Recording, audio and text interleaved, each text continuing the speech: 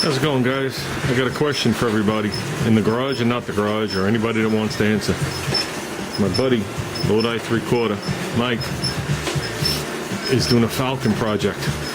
Okay, it's in the works. We'll leave it at that.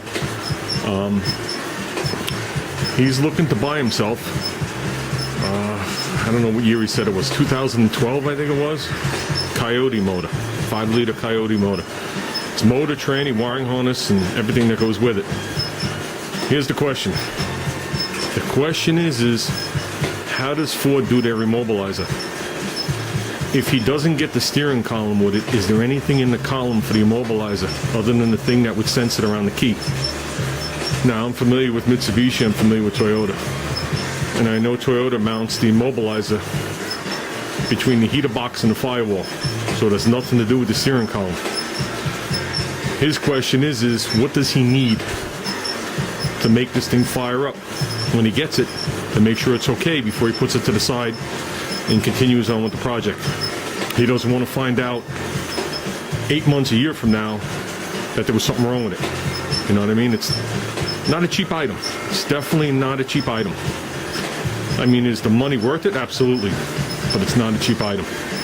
So if anybody could help me on that, to tell me what does the column have to do with it other than the fact that it's going to pick up the chip in the key?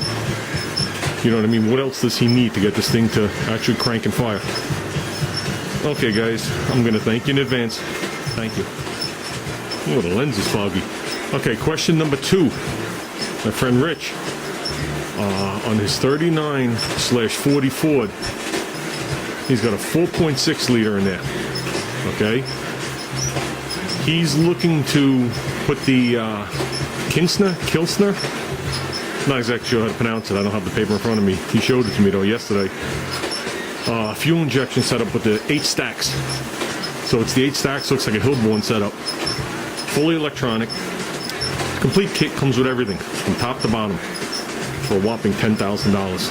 But that's besides the point. I think the number's ludicrous. And in that, obviously, you have to go in there with a laptop and program it. Has anybody out there ever done it? If so, any helpful hints? We're assuming that when the system's put in, the call will run on just a generic program that they put in there, and then we have to sit there and tune it.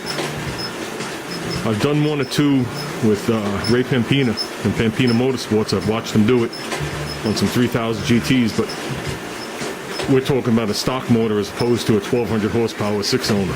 You know, it's a different ball game. But I think it's the same principle with all the little boxes, and you change the fuel, the fuel duration, the ignition timing, and all the other stuff. So if anybody has any information on that, I'd appreciate that too. He just doesn't want to whip $10,000 out of his pocket, have this thing appear at his doorstep, and it just become a total nightmare. So, thanks, guys.